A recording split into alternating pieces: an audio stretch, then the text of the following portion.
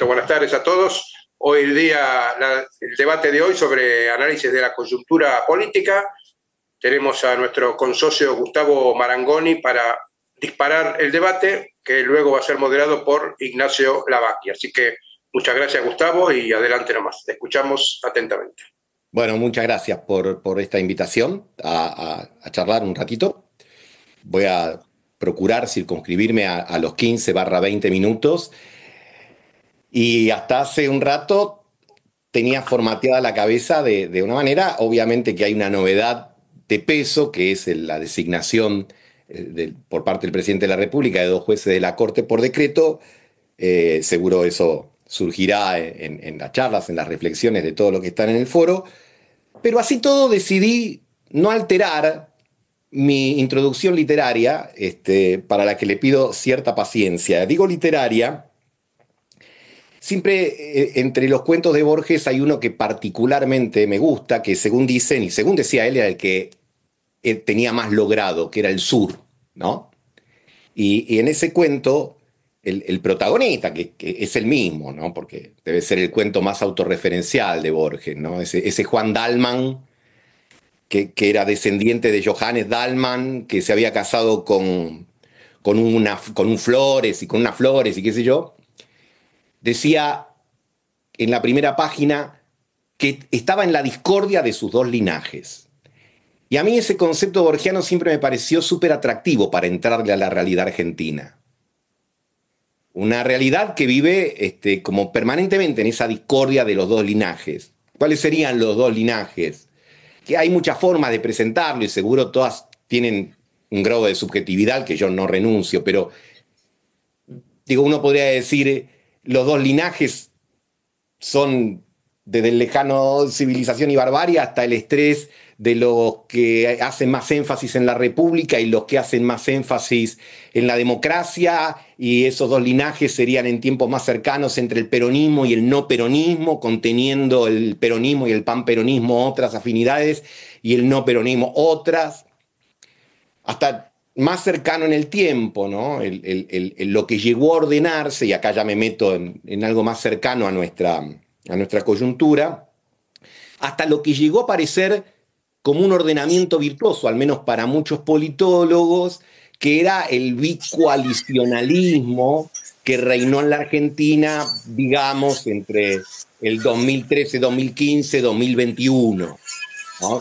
Donde parecía que finalmente estos 2 linajes, que como cultura son potentes, pero que desde el punto de vista orgánico siempre tuvieron dificultades, parecía haber encontrado un formato en el cual las coaliciones reagrupaban, para tomar los términos de Juan Carlos Torre, a los huérfanos de la política, que sería el mundo no peronista después de la crisis 2001, y el kirchnerismo, el Frente para la Victoria, el Frente de Todos, Unión por la Patria, lo que parecía la reunificación del peronismo, de esa coalición o de ese linaje que hacía más énfasis en cuestiones que tienen que ver no solo con lo democrático uno, con lo republicano el otro, y no estoy diciendo que los republicanos no sean demócratas ni que los que hacen énfasis en lo democrático no sean republicanos, pero son énfasis, son sesgos. Pero también que es como el enfrentamiento o la disputa entre los que ven al Estado más como una solución y otros que lo ven como un problema, los que ven la apertura como una amenaza y otros como una posibilidad.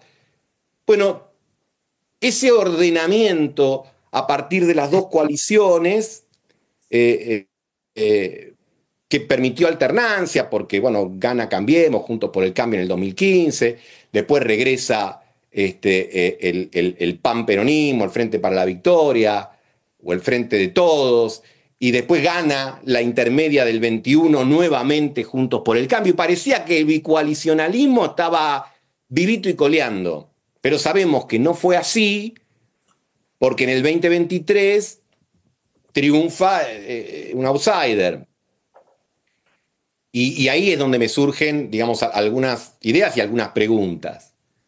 En primer lugar, simplificando y por economía de tiempos, diga, ¿por qué el bicoalicionalismo que parecía que andaba bien termina implosionando? Bueno, quizás por 2 motivos. El primero porque tuvo que convivir con una larga estanflación que fue visualizada como un problema insoluble, al menos para los integrantes de estas coaliciones, cuando tuvieron la oportunidad de gobernar. Este estancamiento crónico, sobre todo desde el 2012 hasta acá, cada vez con péndulos más rápidos, en el sentido de que ya no era que teníamos una crisis, una devaluación, algunos años de crecimiento y luego alguna recesión, sino que ya teníamos por año positivo, año negativo, año positivo, año par, año impar, lo que se dice siempre, y ya después terminó en una recesión, pandemia de por medio, etc. Entonces, la visualización de un problema insoluble por parte de estas coaliciones me parece que es un elemento que explica el por qué, digamos, con aparente sorpresa, terminan siendo derrotadas en el 2023. Y otro elemento al que a mí me interesa a lo mejor poner en la mesa de discusión, en esta mesa virtual de discusión, son los cambios en el mapa laboral argentino, en lo que técnicamente se llama la población económicamente activa, la tasa de actividad. Aquellos que están en condiciones de trabajar. Hay 22 millones, casi 23 millones en condiciones de trabajar en la Argentina. Y cuando uno ve lo que pasa en los últimos 15 años largos, más o menos, o si quieren tomar el corte del 2010, van a ver algo que todos los que estamos acá lo sabemos, no es que estoy descubriendo el agua tibia, ¿no? Pero digo, bueno, el número de trabajadores privados registrados está casi clavado en 6 millones. 6 millones 200, 6 millones 250 ahora, ha tenido 6 millones 350, ha estado un poco por debajo de los 6 millones cuando fue la pandemia, etcétera, pero está ahí prácticamente clavado desde el 2010. Digamos, los que son representados por el sindicalismo y que encuentran como una de sus principales reivindicaciones, o al menos la encontraban hasta hace un tiempo, lo que tenía que ver con el impuesto a la ganancia y después las obras sociales, que es otra cuestión. Después, los 3,5 millones de trabajadores también formales que están en el sector público en los 3 niveles de gobierno, nación, provincia y municipios, sabiendo que precisamente provincia y municipios sobre todo engordaron esta planta en más de 1 millón en los últimos 10 años. Ahí tenemos casi 10 millones, es decir, no llegamos a la mitad de la población económicamente activa. Después tenemos 4 millones de monotributistas sociales, empleadas de servicio, etcétera, que eso es lo que más creció en estos 10, 12 años. Los responsables inscriptos, quizás aquí hayamos algunos, que no tenemos modificación, eran 900.000 en el 2011, el 2012 y siguen siendo 900.000. Y luego 7 millones de trabajadores no registrados y 1,5 millones, 1.700.000 de desempleados.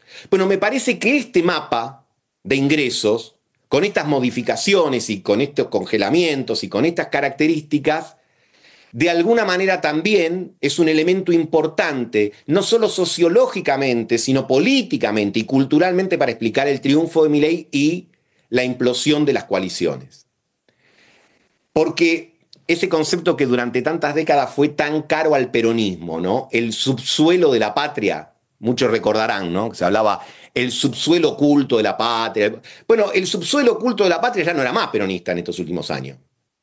El subsuelo oculto de la patria, de los no registrados, de los monotributistas, de los trabajadores de las tecnologías, de los pibes de Rappi, de Pedido Ya, de los Uber, etcétera, tenía la ñata contra el vidrio, mirando a los 6 millones de los privados y a los 3 millones y pico con otras ideas.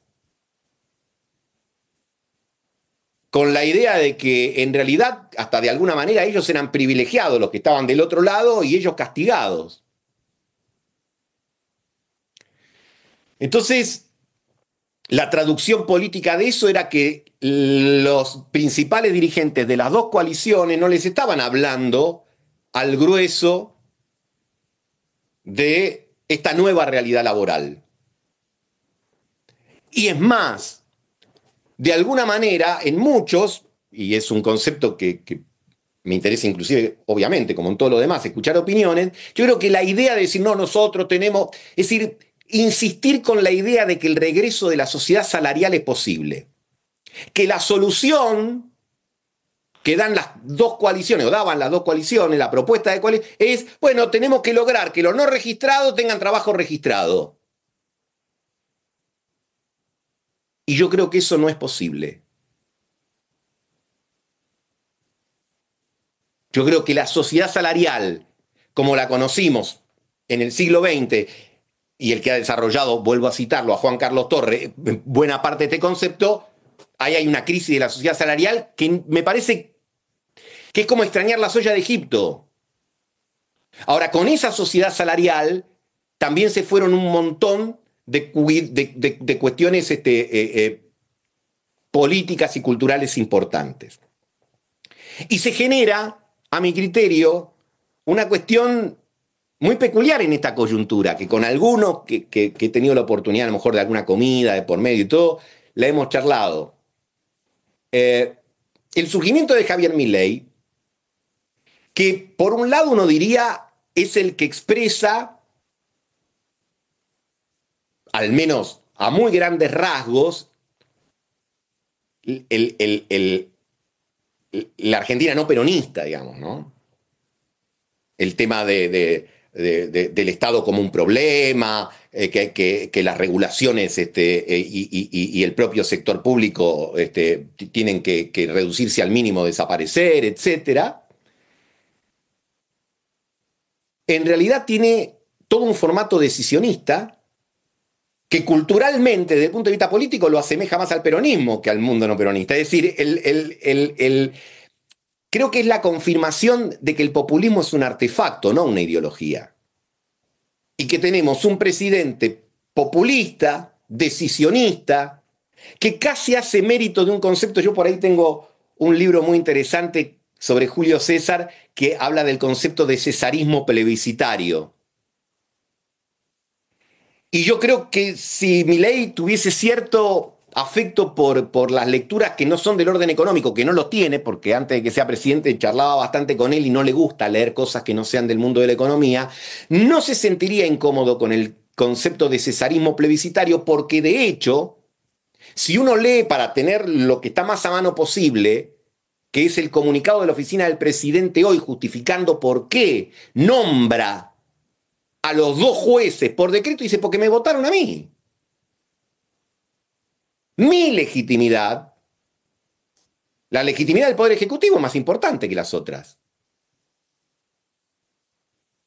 Las otras expresan la política. Y seguro muchos de los que están aquí han leído el comunicado, otros a lo mejor no han tenido tiempo porque es relativamente reciente, pero lo que dice es, yo hice la propuesta como me habilita la Constitución, y en el Senado, que se la pasan hablando de política, no lo aprobaron. Bueno, listo.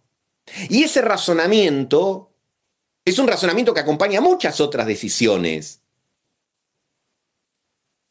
Y esto genera hasta una situación simpática, porque uno ve que Unión por la Patria, el kirchnerismo y otros referentes, a lo mejor de peronismo, se quejan en nombre del republicanismo. Entonces está como todo invertido. Uno no estaba acostumbrado a escuchar referentes kirchneristas en el Senado, en la Cámara de Diputados, hablando del Estado de Derecho, la división de poderes y todas esas cuestiones que eran atribuidas, digamos, a formalismos que en última instancia estaban destinados a poner palos en la rueda, etc. Y ahora escuchamos a Javier Milei, no digo a sus votantes, pero digo a él y a muchos de sus referentes más cercanos, que históricamente tuvieron y tienen posiciones muy complejas con el voto, porque cuando a Milei le preguntan cuándo comenzó la crisis argentina, dado fechas que son extraordinarias, que me llevan de nuevo a Borges, 1983 y 100 años atrás, que fue el advenimiento del radicalismo al poder mediante la ley del sufragio universal, secreto y obligatorio. ¿Y por qué vuelvo a Borges? Porque una vez a Borges le preguntaron cuándo comenzó, porque siempre en la Argentina, como la vieja pregunta del Zabalita de Vargas Llosa, ¿cuándo se jodió la Argentina? Y Borges, que fue el primero que se animó a decirlo tan brutalmente, dijo, con la ley Sáenz Peña. Ahora, como Milei llegó por el voto, ya la ley Sáenz Peña no es un problema, porque ahora el voto es el argumento que se utiliza para decir esta legitimidad es más importante que las otras. La circunstancia de excepción justifica pasar por determinadas cuestiones. Y tiene un tema.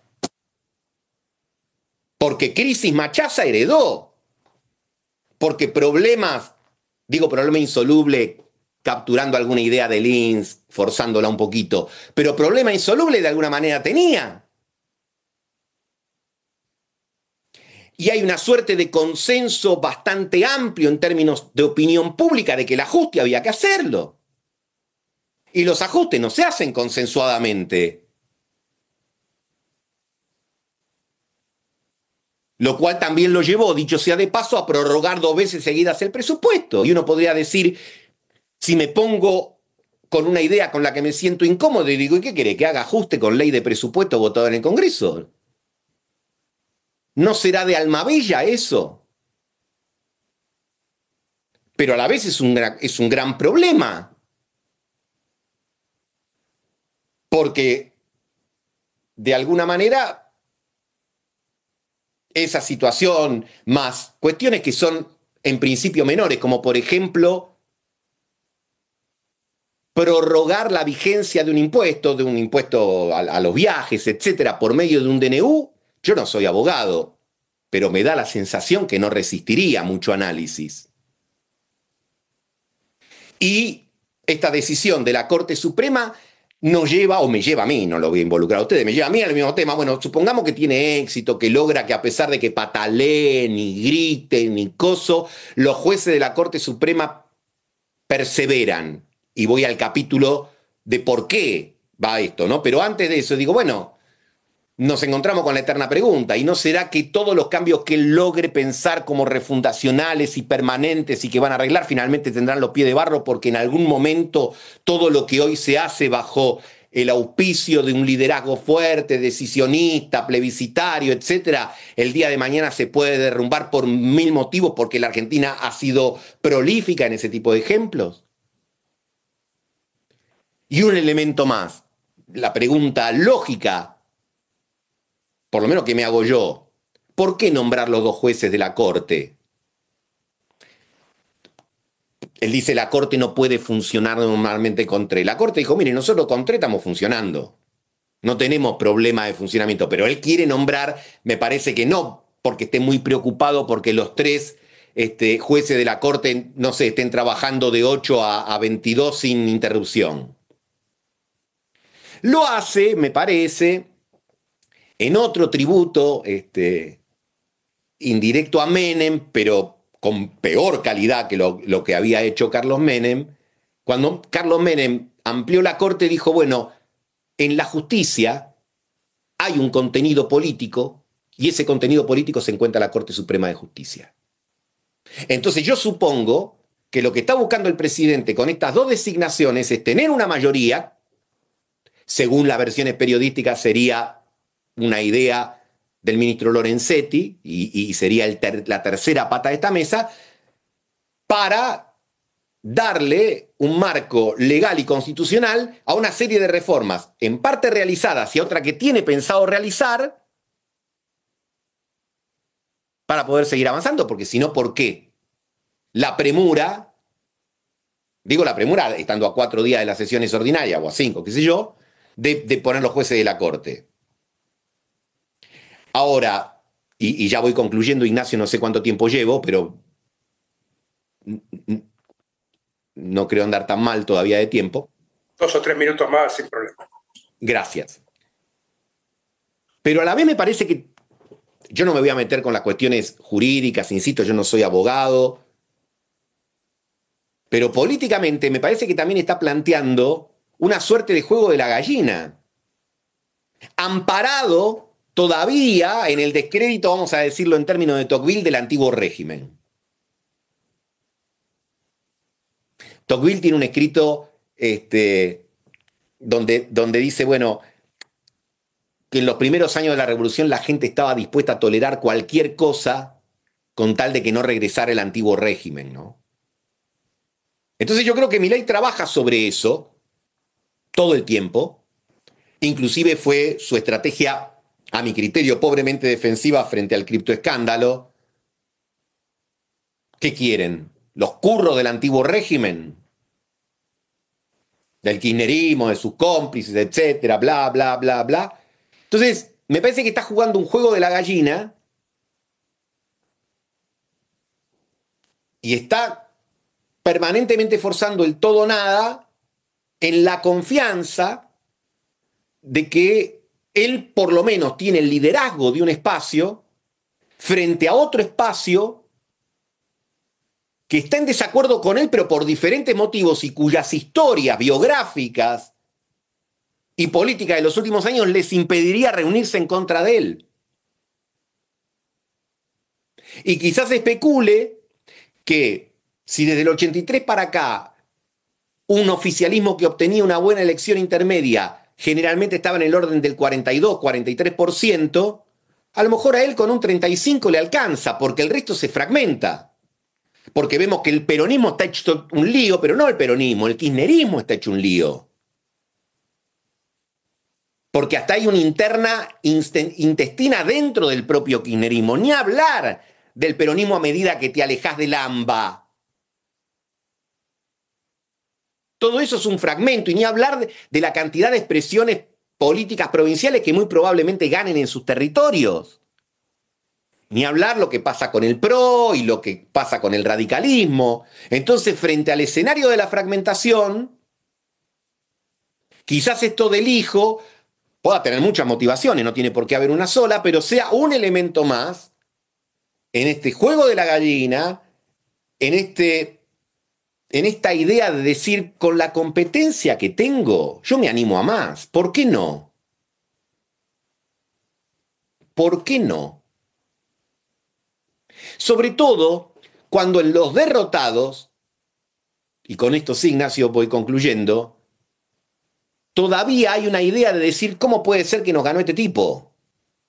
Y agregan otras cosas que yo no las voy a adjetivar.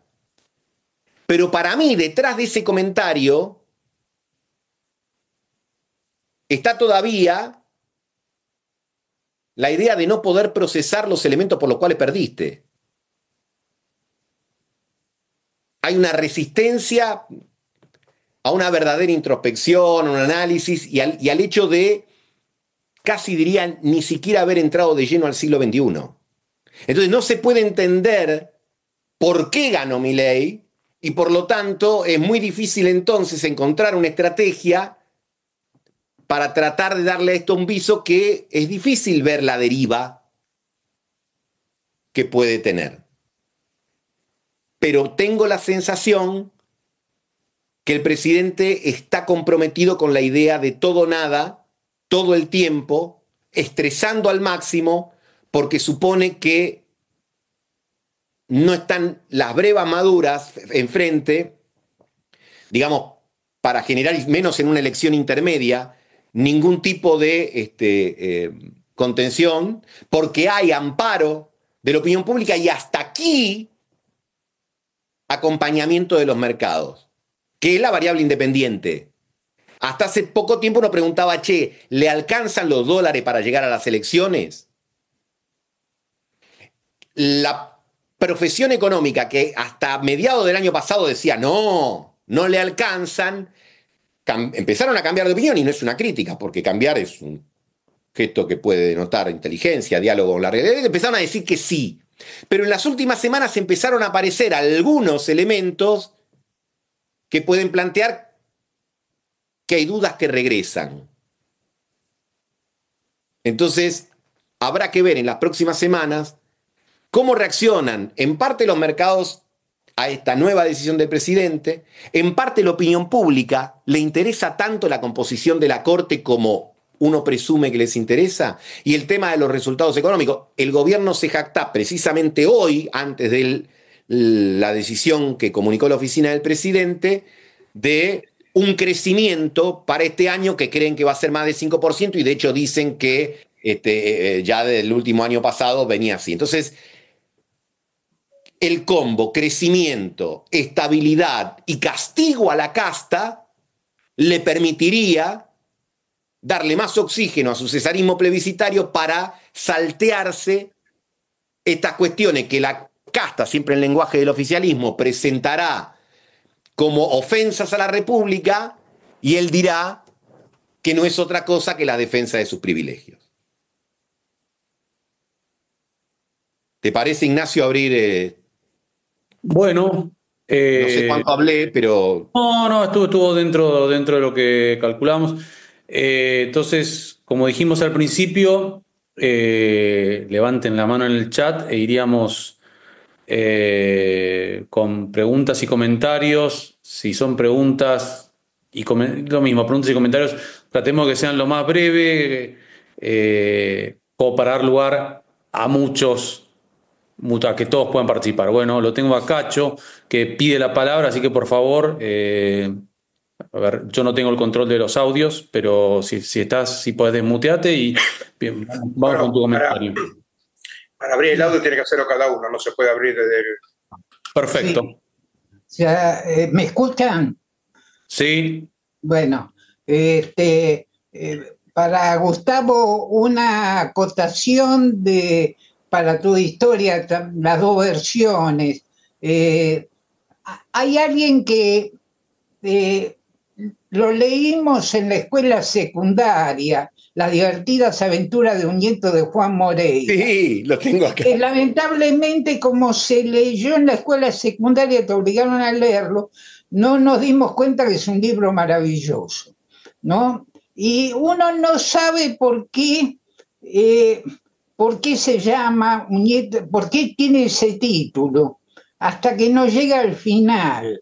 Y cuando llega al final, es toda la biografía de uno de estos héroes de la generación del 80 que tanto ama Milei y que lo muestra como un corrupto de pe a pa, terrible, qué sé yo. Bueno, y lo denuncia un periódico, se nota socialista o algo así, y dice Mauricio es un nieto de Juan Moreira.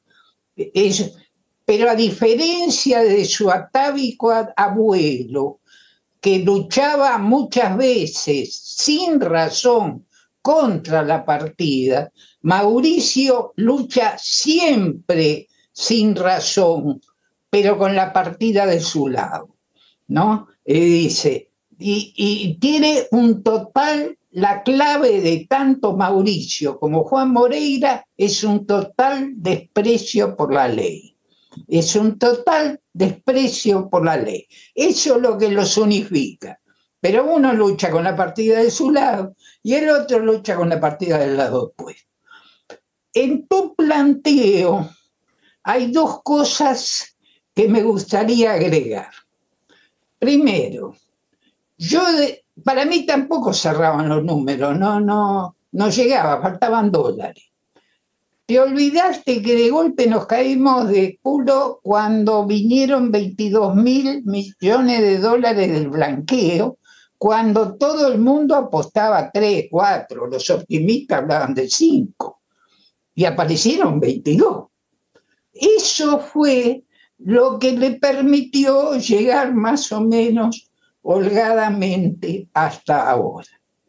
Ahora, la gran pregunta para mí, y a lo mejor como estoy frente a un economista quisiera hacer, yo creo que para el 2030 el tema, los hidrocarburos van a estar dando 20.000 millones de dólares más, entre 20 y 25.000 millones de dólares más, depende, por supuesto, de a qué precio va a estar el petróleo, el gas, de lo que estábamos esperando. Pero también los minerales. O sea, la Argentina puede tener, además del agro del que vivimos ahora, dos fuentes más, dos agros más. Pero hay que llegar. Hay que llegar. El tema es que la pregunta es, el que llega va a encontrarse con un panorama mucho más amplio, mucho más tranquilo. Fíjate que ahora, por ahora no invierten extranjeros, te das cuenta, al contrario, los extranjeros también invierten. Invierten los argentinos, ¿no? Que hay un PBI afuera, o sea, tenemos los argentinos para invertir 400.000 millones de dólares, podemos invertir, nos alcanza, pero son los únicos que se atreven a invertir. Alcanzará, llegará, ¿quién llegará? Pero si se llega, pues podemos estar frente a una especie de Australia. Australia vive de todo eso. Sabes perfectamente, cuando mirás a Australia, Australia vive de sus minerales, de sus cosas, y mantiene todo. Claro, tiene 20 millones de personas menos que nosotros que no lo dejaron entrar. Nosotros dejamos entrar a todo el mundo. Bueno, quería saber qué opinás si se llega, y cómo se llega y de qué manera. Cacho, yo coincido con vos que precisamente fue el blanqueo lo que le dio el oxígeno para poder llegar hasta aquí y lo que hizo que la profesión económica cambiara, como decía antes yo, la perspectiva respecto a octubre. En segundo lugar, me parece que es muy interesante lo que vos planteás porque va a un debate de fondo. Toda esta discusión del tipo de cambio atrasado o no, del dólar barato o no. Quienes sostienen que sí, que el tipo de cambio está bajo, que está barato el dólar, bueno, toman las series históricas, etc. Ahora, quienes dicen que no, de alguna manera, no estoy diciendo que sea tu opinión, pero toman alguno de tus argumentos. Dicen, acá va a haber tal ingreso de recursos, los que mencionas vos, minería, combustibles, bueno, el complejo agroalimentario, que dólares van a sobrar en la Argentina. Pero es cierto que la meta de llegada, y más ambiciosa todavía, el complejo energético aportaría 30.000 millones, sería más o menos en 4 o 5 años. Ahí yo plantearía, digo, interrogantes. En primer lugar, algo que es muy sabido, esos sectores generan dólares pero no son mano de obra intensiva. Punto número 1. Punto número 2. Las nuevas inversiones generadas en esos espacios productivos están en buena medida amparadas en la RIGI. Y la RIGI les da una facilidad cambiaria donde no necesariamente los dólares tienen por qué terminar dentro del circuito. Y tercero, que para el 2030 falta una barbaridad. Las preguntas que se está haciendo el mercado son, el año pasado, en el 2024, vos pagaste capital no acumulaste reservas, porque básicamente se encontró con menos 10.000 y hoy estamos en menos 7.000, y usaste todo eso para agarpar deuda, para pagar cupones, para todo eso. Ahora, ¿lo podés hacer? No están hablando de los próximos años, ¿lo podés volver a repetir este mismo año? ¿Podés hacerlo también el año que viene? Hay algunos economistas que están muy alineados con el oficialismo que dicen no es necesario acumular reservas. Mi opinión no es esa, pero la verdad que mi opinión es poco relevante. Me parece que no es la opinión del fondo. Y me parece que el acuerdo con el fondo no es tan sencillo, en parte por esta discusión y en parte porque hace pocas semanas el gobierno tomó 2 medidas que son muy antipáticas para el fondo, para el staff técnico del fondo. Una es bajar el crawl del 2 al 1, porque si el fondo te viene marcando que tenés un tipo de cambio bajo y vos encima lo bajas más, te saca una amarilla. Y la segunda es bajar las retenciones, que podrá tener toda la lógica del efecto por el campo, la sequía y qué sé yo, pero el fondo te dice, pero eso es plata que resignás.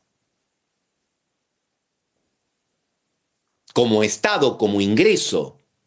Entonces, la pregunta es siempre si llegás a la otra orilla, sin mencionar, y me meto simplemente 20 segundos en el capítulo internacional, creo que no hace falta ser economista para poder afirmar esto, que vos presumís los ingresos futuros, pero cuando hablas de commodities, es muy difícil poder firmar Trump está haciendo todo lo posible para terminar la guerra de Ucrania porque creo que está esperando el regreso de Rusia como vendedor de petróleo fundamentalmente a los Estados Unidos. Y Vaca Muerta tiene un punto de ecuación con un valor internacional del petróleo, pero con $30 más abajo es otro el número. Y de la deriva que pueden tener los precios del complejo agroalimentario ni me animo. Entonces, yo creo que ahí tenés un tema importante e insisto en el tema del empleo. Y vos mencionaste la diferencia principal con Australia. Los principales, hoy el gobierno, y está bien, porque si vos sos gobierno, mostrá lo que te salió bien o los indicadores que te favorecen y los otros, los maquillazos los pones abajo de la alfombra, no vamos a inventar la piedra china. Pero el gobierno mostraba una caída del 1,8 el año pasado, que es mucho más baja a la que se preveía, y un arrastre positivo para este año mucho más alto que el que se preveía. Ahora, también hay otra realidad, que los 3 sectores de peor performance fueron la construcción, el comercio y la industria, que son los que generan laburo para esos 20 millones de más que nosotros tenemos en la Argentina, a diferencia de Australia. Ahora, ¿cómo saber quién se queda con la representación política de eso? Listo.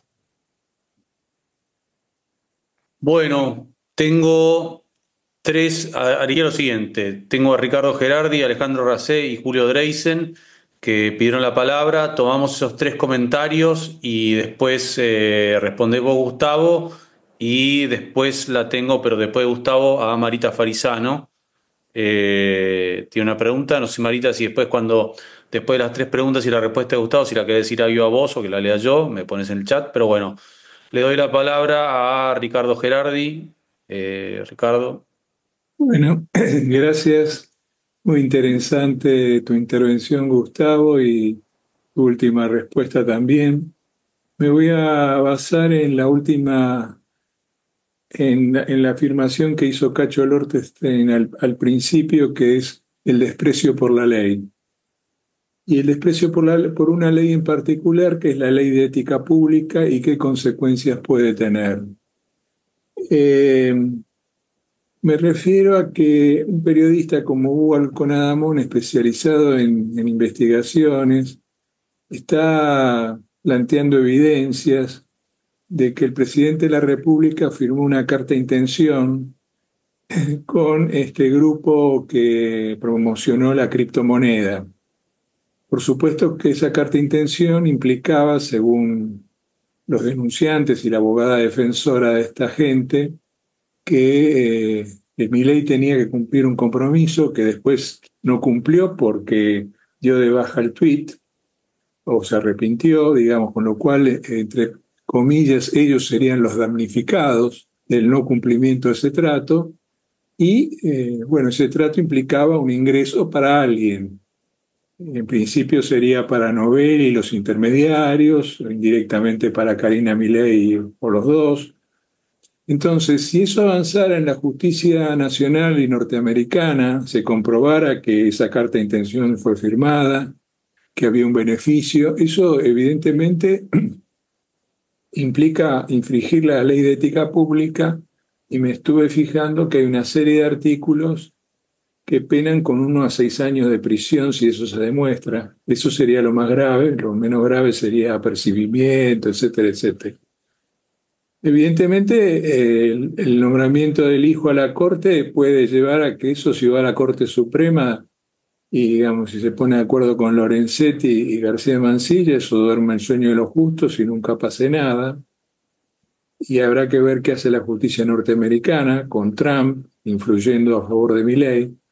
Pero evidentemente entiendo que ese es un problema para el presidente, y quisiera saber la opinión tuya, Gustavo, la de Ignacio y la de todos, digamos, de algo que va avanzando muy progresivamente, que no tiene un correlato en la opinión pública que lo sigue bancando, que no tiene un correlato en los bonos, pero si sigue avanzando y se demuestra que tiene una carta de intención firmada y que había dinero por medio, me parece que fácil no la va a sacar. Nada más, gracias. Ricardo, como ya dije antes, ¿no? Siempre enfatizo que no soy abogado y por lo tanto no encaro desde el punto de vista del derecho mi respuesta. a priori te diría, politólogo, si un presidente tiene entre 50 o 40 y tanto % de imagen positiva, es muy difícil que prosperen contra él causas judiciales. No estoy diciendo que esto está bien, no estoy justificándolo. Estoy, me parece, describiendo algo que de alguna manera también explica el entramado judicial y por qué las causas en Argentina duermen. Yo estoy seguro que si por algún motivo, cualquiera fuese, el presidente Milei, en este caso, pero como pueden ser otros presidentes, bajan en su percepción de la opinión pública, los enjuician por cualquier cosa, por las que corresponden y por las que no corresponden. Pero mientras el presidente cotice, digamos, por el momento en las encuestas, y veremos el resultado de octubre, eso no lo puedo saber, de alguna manera obtiene cierto blindaje frente a estos aspectos que obviamente arrancan en la causa, tanto interna como externa, en Orsay, ¿no? Arranca complicado. Pero no creo que eso sea lo que en última instancia le genere un problema mayor, sino que en todo caso, si por otros motivos su situación política se debilita, entonces ahí sí, eso se aceleraría y podría generarle problemas y dolores de cabeza, y quizás aquellos de los que él espera indulgencia no se la den en ese momento. Pero bueno, es otro cantar. Bueno, lo teníamos a Alejandro Racé y después a Julio Dreisen, y Marita Farizano me pide que yo lea la pregunta, así que después de las preguntas o comentarios de Alejandro y Julio, voy con la pregunta de Marita. Sí, algunas ideas con respecto a lo que dijiste, Gustavo, pero también te diría una impresión, porque con respecto a cómo llegamos a Milei, yo creo que ya lo hemos discutido tanto, que, ¿no? En definitiva, también yo lo resumiría. La verdad que el sistema político argentino, con la performance económica, tiene que darse por satisfecho no haber llegado antes a un Milei y que haya demorado tanto un Milei. Ahora, dada la implosión de ese sistema político en el sentido de la performance económica, también me parece que lo nombraste, pero yo tomaría esta cuestión de los aires globales, ¿no? En el sentido del siglo XXI, de cómo es el sistema de producción y cómo es el sistema político y el sistema de gobernanza global, que sin duda es distinto al del siglo XX, ¿no? Y que ahí me parece que efectivamente no solo Milei, sino que hay una enorme desorientación, no solo en la Argentina con respecto a la posición, sino de qué respuesta, si hay alguna otra respuesta que esta ante, podríamos decir, este mundo que no tiene nada que darle a los inútiles del mundo, ¿no? Porque ya no es una fuerza laboral, digamos, como la del siglo XX, que uno podríamos decir, podría alienar y sacarle una plusvalía, sino que hay una gran parte del mundo, no solo la construcción en la Argentina, sino que con este sistema de producción queda afuera, es decir, que todavía se sostiene un poco con la ilusión de que todos vamos a ser billonarios como más, o que las criptomonedas podrían generar una bonanza para todo el mundo.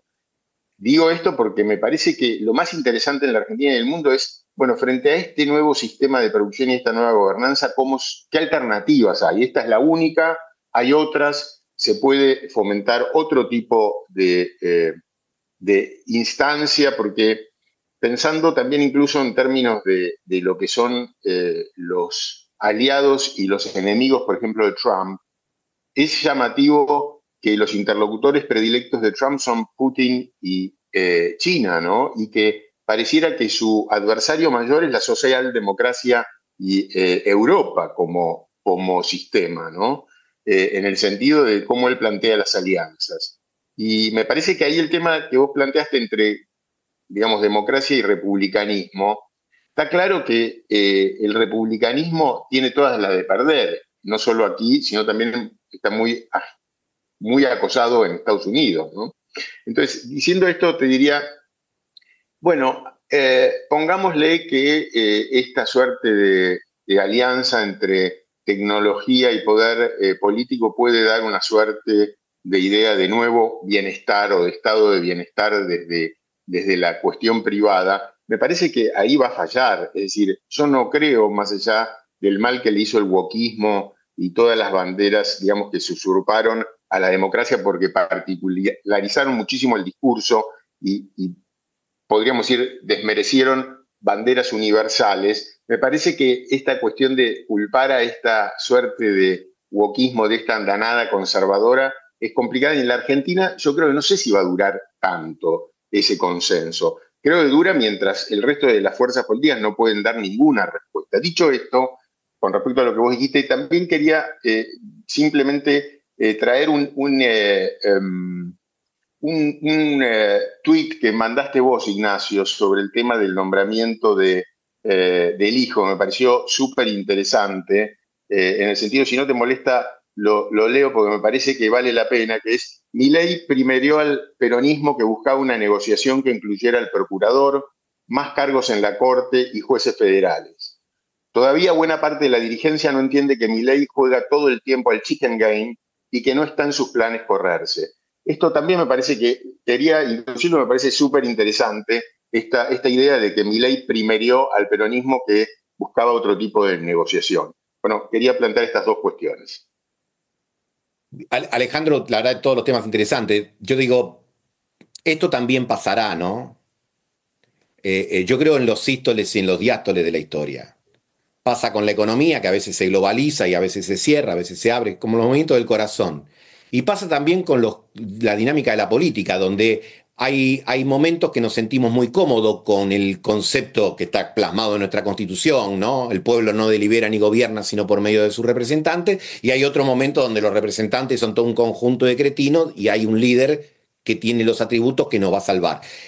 Esta época anaboliza esto último a partir de las tecnologías, de todo lo que ya sabemos, y en el plano local, yo creo que Milei hay que hacer un capítulo local, porque solo un desregulado emocional puede representar también la desregulación emocional de la época, pero también solo un desregulado emocional podía tomar la tarea de llevar adelante determinados niveles de regulación y de presencia del Estado en Argentina que estaba totalmente atrofiado.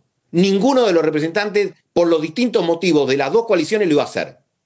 Pero Gustavo, déjame decirte una cosa. Pero Massa, sí, hombre. Massa estuvo muy cerca, ¿eh? No perdió, por tanto, punto uno. Segundo, Macri es el constructor también de Milei. Es decir, hubo situaciones, la política, vos lo sabés bien, está lleno de contingencias. Hubo muchas contingencias, entiendo lo que vos decís y sin duda esa desregulación obviamente y ese hartazgo generaron Milei. Pero podríamos decir que Milei también tuvo muchas contingencias, tanto de Juntos por el Cambio, Macri, y te diría, Massa estuvo cerca. Bueno, está bien, pero el hecho es que el presidente Milei, y el hecho es que Massa estuvo cerca de ganar, pero estuvo 2 años prácticamente ejerciendo la presidencia de la República en blue. Y sin embargo, sabiendo lo que había que hacer, no lo hizo. Decidió armar un entramado complejísimo de cosas que por acá y te compenso por allá, y de evaluaciones sectoriales y cosas que no tocó. Y eso es un dato concreto. Entonces, a mí me pasa, y seguro a ustedes también, porque hablan con dirigentes políticos de distintas fuerzas y todo, que muchos por lo bajo te dicen, y el tipo está haciendo cosas que había que hacer. Después te dicen, bueno, no así, pero había que hacer. Y esto es algo que hay que asumir. Yo soy un tipo que me gusta pensarme como alguien que cree en las mediaciones, en las regulaciones estatales, etc. Pero no puedo dejar de reconocer que la Argentina es un aquelarre. Y que lo que hizo el último gobierno de Frente de Todos fue un espanto. Agravó todos y cada uno de los problemas que encontró. Y que llevó adelante, desde el punto de vista de lo que ahora se llama la batalla cultural, la conversión del supuesto progresismo en una moral, lo que generó una rebelión y una resistencia en la juventud que en parte rima con lo que pasa a nivel global, pero en parte también tiene una explicación muy local que explica el fenómeno Milei. Cuando yo recorría el país en el 2023, en la PASO, dando charlas, etc., y iba a lugares post-PASO donde Milei había ganado con holgura, preguntaba, che, ¿quién es el referente de Milei acá? No tiene. Y los locales, no hay. No veías carteles ni pintadas del tipo. Y ganaba igual. Entonces, esto es otra cosa.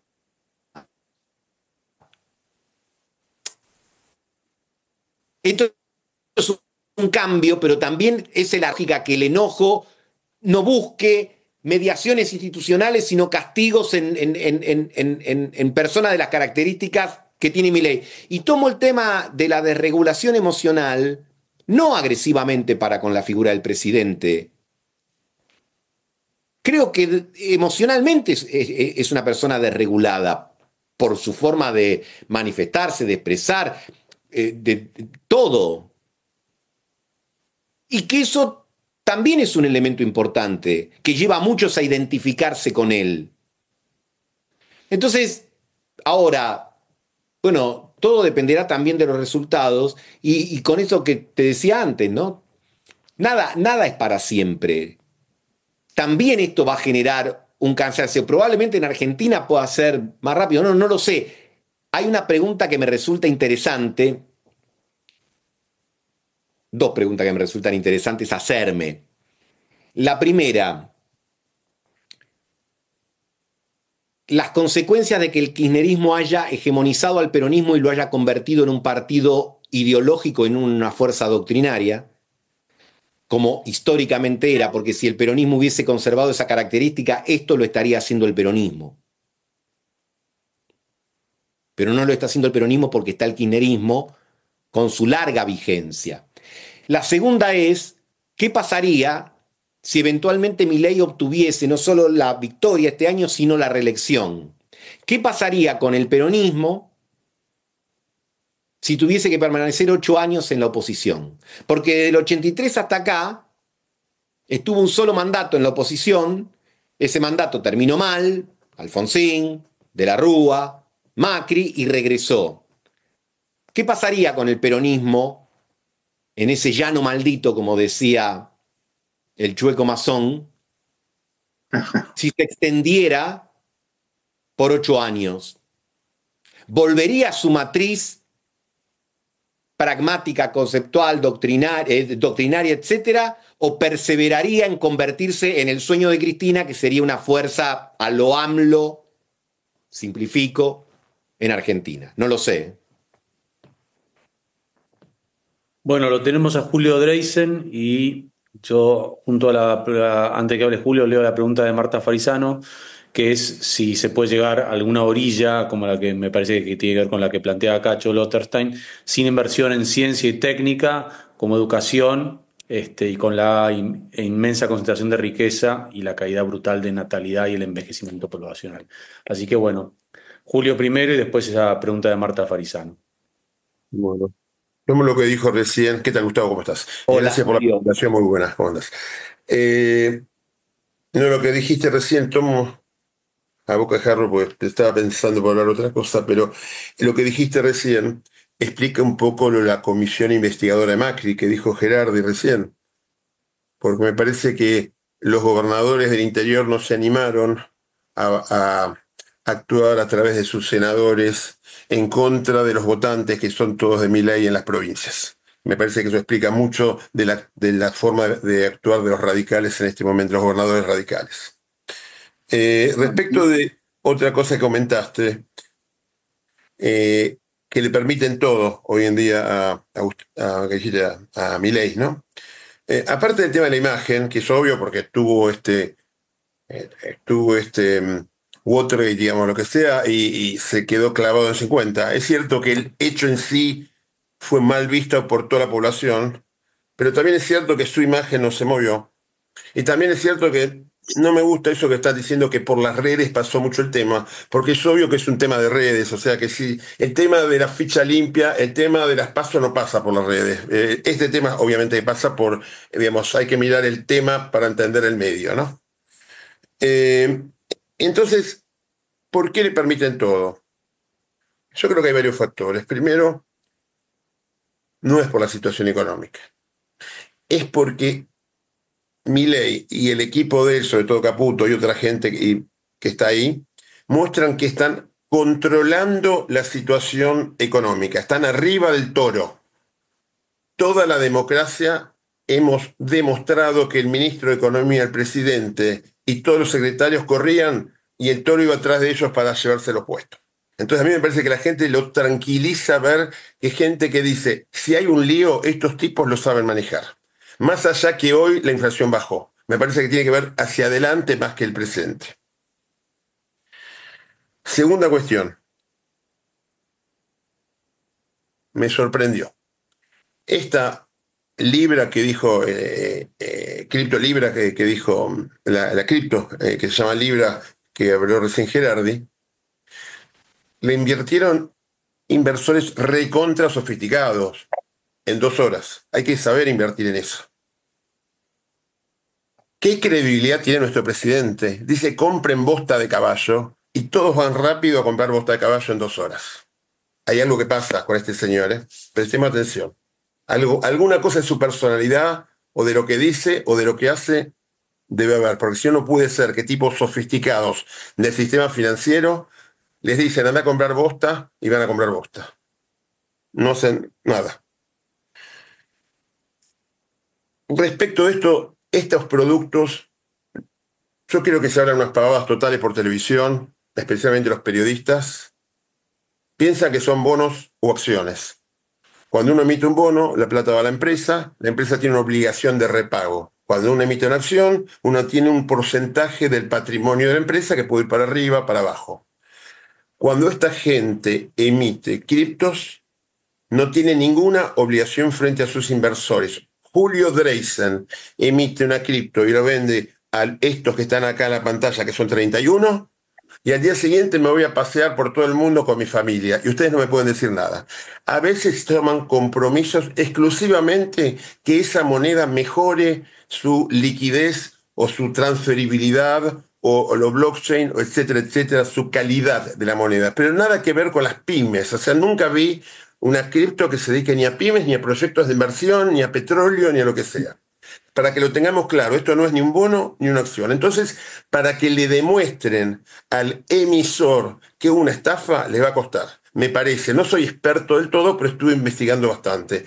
Y hay que tomar en cuenta, uno piensa que es como que emitió un bono y se fueron con la plata a la casa, o emitieron acción y se fueron a la casa con la plata de la emisión de acciones. No, esto es, te entrego esto es basura, quédate con la basura. Y apostamos a que esto valga mucho porque se convierta en una moneda. ¿Por qué?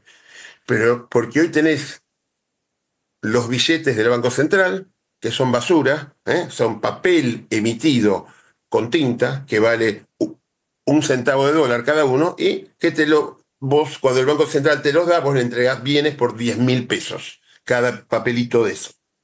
Es cierto que tienen curso forzoso. Pero esta gente de las criptomonedas están esperando que en algún momento esto tenga algo parecido a un curso forzoso. Y de hecho el Bitcoin ya lo tiene. Mis hijos cobran en Bitcoin, para ser claro. O sea que esta moneda está muy difundida. Esta no lo estaba, obviamente, pero lo que quiero decir es que el que emite no tiene obligación ninguna con el inversor, no tiene que hacer nada, no tiene que hacer una obra, no tiene que hacer pymes, no tiene que hacer absolutamente nada. A veces se compromete a mejorar la calidad del producto para que esa moneda sea adoptada como moneda. Nada más que eso. Terminé. Otro tema, tercer tema. En los bancos hacen, ustedes saben, estrés test todos los meses, perdón. Todos los años, ¿no? Un estrés test básicamente es decir lo siguiente. Si Argentina devalúa, si hay inflación, hiperinflación, si hay crisis externa y si el presidente renuncia, el Banco Galicia, el Banco Santander o el Banco X, ¿se cae o no se cae? Entonces eso se lo tiene que presentar al Banco Central, lo vi miles de veces, diciéndole ¿se cae o no se cae? Con la situación extrema. Yo creo que acá pasamos un estrés test también. Así como lo hacen los bancos, Argentina, con esta cuestión de la criptomoneda, pasó por un estrés test. Y que si lo supera, le puede agregar más que restar, porque le va a demostrar que aún en situaciones tan malas como esta, pudo superar la situación. Hasta ahora los valores financieros no se han movido demasiado.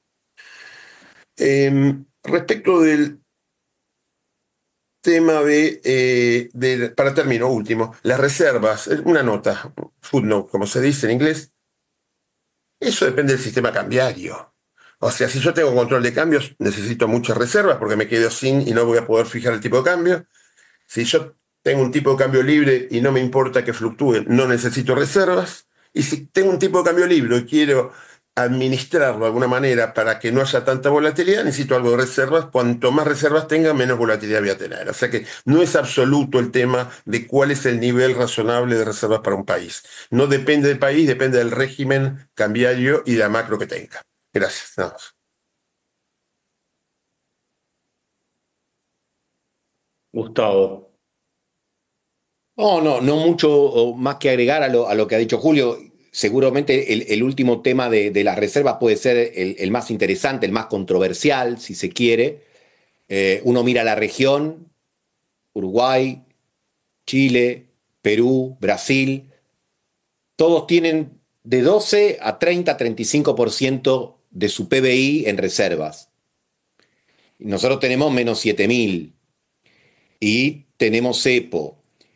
Y como creo que en su momento planteó Cacho, las empresas que se van, etcétera, tenemos todavía cola de gente que está pidiendo dólares, ya sea para girar dividendos o todavía para resolver algunas deudas comerciales. Entonces yo creo que ese estrés está ahí. Es una posición, insisto, personal. A mí no me resulta indiferente que la Argentina tenga este nivel de reservas nula y veo ahí una debilidad. Me cuesta pensar la Argentina dentro de un año con este tipo de cambio. No vendo entradas para el Arca de Noé, no estoy diciendo que va a haber un deslizamiento gigantesco, pero me cuesta pensar que la Argentina tenga este tipo de cambio real dentro de un año. Particularmente tengo cierta desconfianza estructural de las consecuencias del dólar barato. Sin dudas, como ya hemos dicho aquí, ahora hay elementos que nos permiten ser a mediano plazo más optimistas respecto a la generación de dólares y a la restricción externa. Pero igual, para el corto y para el mediano, el tema me preocupa. Y un último tema que vos mencionaste otro, pero el último al que yo voy a hacer referencia, que me parece muy relevante, vos decías, bueno, ¿qué credibilidad tiene un presidente que llama a invertir en algo y de repente se genera esa inversión? Yo creo que ese punto es poderoso por varios motivos que se enganchan con lo que acabo de decir. ¿Por qué el gobierno, sin reservas, con empresas multinacionales que más que irse se van, caso de Telefónica, pero de tantas otras que se han ido, aún antes de que llegara Milei, por supuesto, pero también continúan su éxodo con Milei? ¿Por qué se mantuvo Pax Cambiaria? Bueno, por la confianza de media Argentina y de parte importante de los mercados en la palabra del presidente. Yo en esto estoy de acuerdo. Por eso la preocupación mía personal es que estos episodios, si dañan la palabra del presidente, que es sobre lo que suele descansar básicamente lo que hemos visto en estos últimos 14 meses, podríamos tener problemas. Ahora, creo que esa confianza en el presidente está en parte, y es un tema que requerirá a lo mejor otro momento, otro lugar para desarrollarlo, es porque el presidente representa el registro de la época en muchos aspectos. Simplifico. Perón entendió el registro radial como nadie y Eva también. Eva era una actriz de radioteatro y además cuando tuvo vida pública hablaba como una actriz de radioteatro. Y Perón entendió el registro de la radio como nadie para dirigirse a las masas. Alfonsín entendió la dinámica y la estética de la televisión como pocos. Y con ese manejo, en buena medida, no estoy diciendo que es el único elemento, venció por primera vez al peronismo en elecciones libres. Bueno, Milei entiende perfectamente el registro de la época, de las tecnologías, de las redes, de los elementos que generan tendencias, tráficos y todo ese tipo de cosas.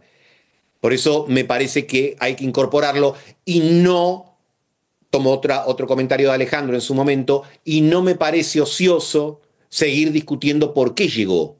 Porque hay que comprender el fenómeno, no solo para eventualmente comprender, como diría Hannah Arendt, ¿no? Lo que quiero comprender, sino también en el caso de que haya una vocación de actuar en política para generar alternativas que sean razonables y efectivas respecto a este fenómeno. Porque si hay una sola condena moral o hay una cuestión estrictamente normativa de por qué las cosas deben ser de otra manera, bueno, me parece que desde ese lugar es muy difícil construir una contención y una opción para los próximos años. Bueno, estaba la pregunta de Marta, esta que un poco para contrastar con la narrativa más optimista de Cacho sobre los recursos naturales, si te parece que sin inversión en ciencia y técnica, educación y con caída de natalidad y envejecimiento hay digamos, cómo se da eso con justamente el litio, vaca muerta, etcétera, etcétera. Bueno, está muy bien ese tema, porque, digo, sacando esta narrativa contra el Estado mínimo y todas esas cosas, bueno, ayer mismo hubo otro comunicado de la oficina del presidente donde dice, che, para el tema de Telefónica y Telecom tiene que participar un ente público oficial para ver si ahí hay algún tema de trastorno respecto de la competencia. Y después, abundar en la necesidad de la ciencia y la técnica, el sistema educativo y muchas otras cosas en los cuales hay muchas parcelas. Yo hablaba del Estado en general, pero no todo el Estado en la Argentina tiene una traducción negativa. Hay aportes muy importantes y hay progresos que se han hecho en muchas áreas que se ponen o que se descartan en bolsa. Yo creo que ahí hay una visión muy peligrosa, porque muy poco positiva. Tomo otro ejemplo que también está en los diarios de hoy. La decisión de generar como previo paso a su privatización al Banco Nación como una sociedad anónima. Y yo creo que eso merece una discusión más profunda. Porque el sistema bancario argentino está competitivo, diversificado, tiene una gran cantidad de banca pública privada, nacional, extranjera. ¿Por qué tomar al principal banco y ponerlo como un sujeto de privatización si aún en la lógica que inspira este gobierno no da pérdida, no tiene aporte del Estado? Será susceptible, por supuesto, de ser más eficiente, de generar nuevos instrumentos tecnológicos, pero... Entonces me parece que en algún momento cuando decante y baje la espuma, las cuestiones de un Estado inteligente van a surgir. El Frente de Todos en su última experiencia hizo un Estado idiota y además hizo mérito del Estado idiota. Bueno, hay otra forma del Estado. Por tercera vez vuelvo a Borges y juro que no lo voy a agobiar más. Pero esto se lo recomendé a Milei cuando no era presidente. Yo tenía como nos cruzábamos siempre los canales de televisión, hicimos algo así como parecido a no digo una amistad, pero... Y un día le dije, vos tendrías que leer un texto de Borges del año 1946 que se llama Nuestro pobre individualismo, que tiene 2 páginas. Y él fue muy contundente, me dijo, yo no leo cosas que no sean economía. Le dije, pero léelo, es cortito. Borges habla de un severo estado mínimo y habla del individualismo en función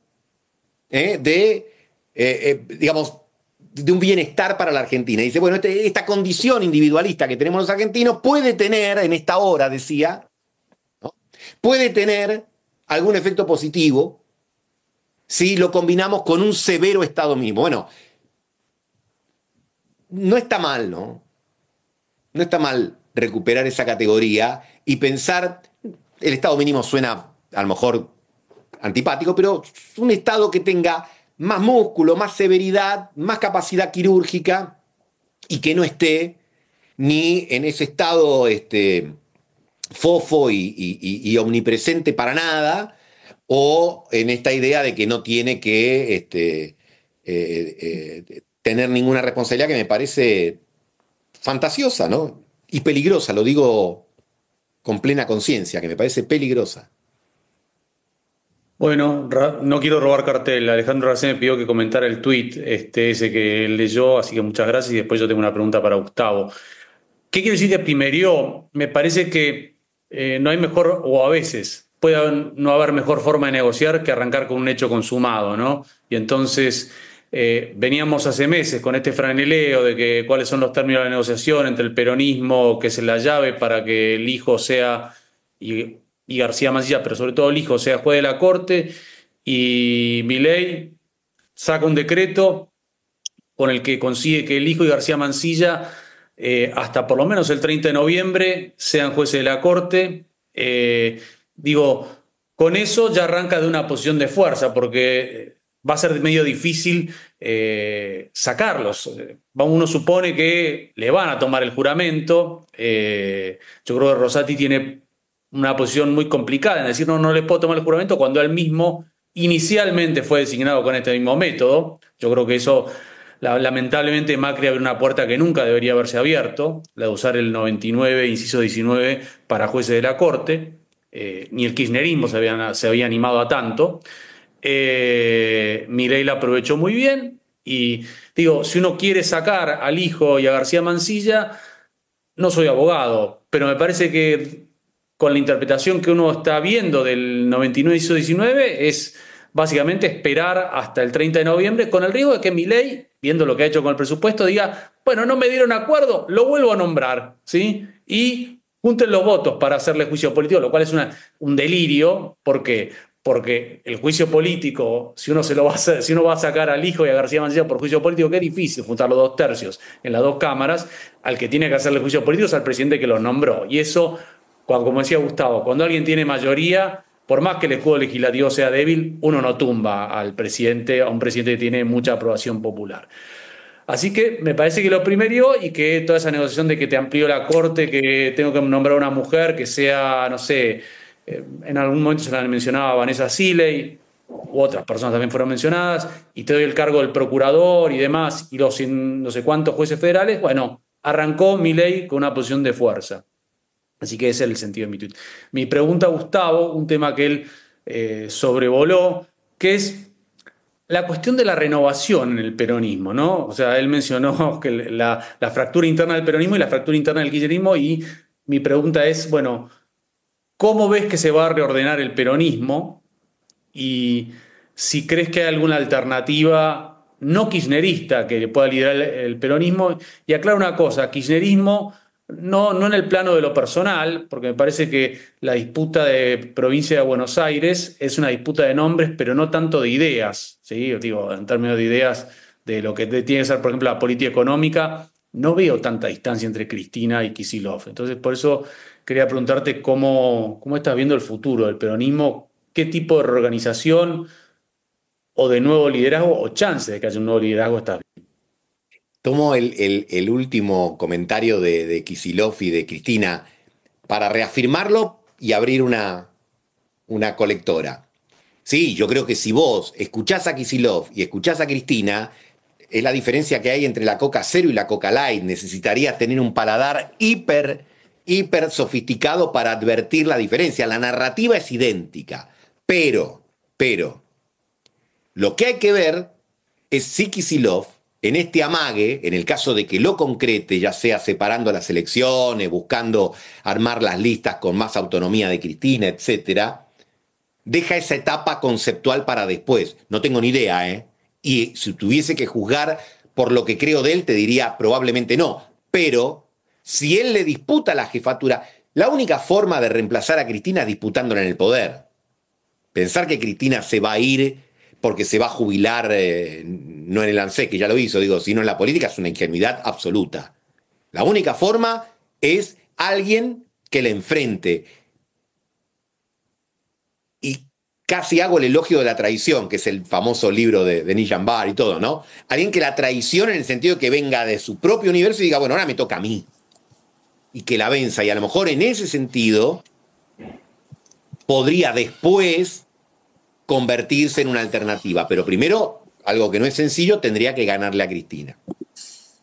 Saliendo del AMBA, uno ve algo que a mí, digamos, me llama poderosamente la atención. Vos 20 años atrás, en cada gobernador peronista veías un candidato a presidente. Todos querían ser presidente. Hoy quedan muy pocos gobernadores peronistas, nunca ha habido tampoco desde el 83 a la época, y ninguno quiere asomarse por fuera de su provincia. La mayor parte de los gobernadores peronistas se han mimetizado con los intendentes que construyen muros para que no les entren en su territorio, que son muy eficaces, pero después no pueden salir.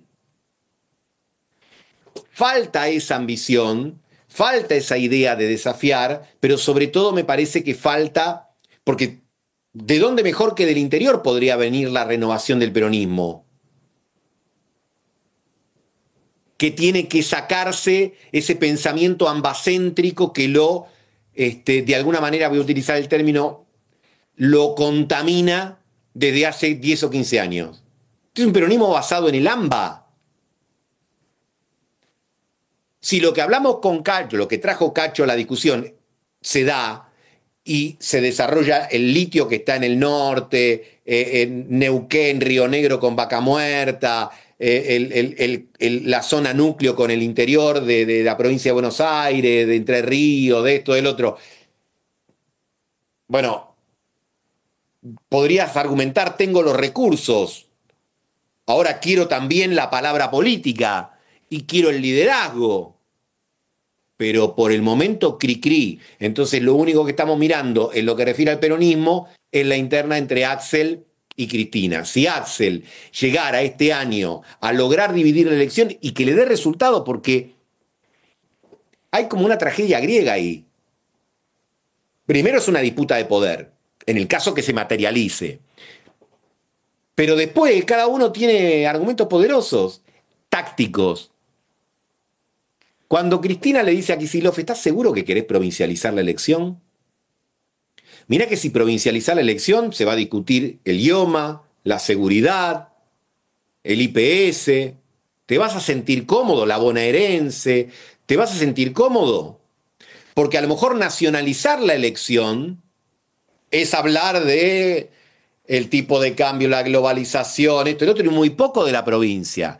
Ahora, Kicillof sabe que esa sugerencia no es desinteresada.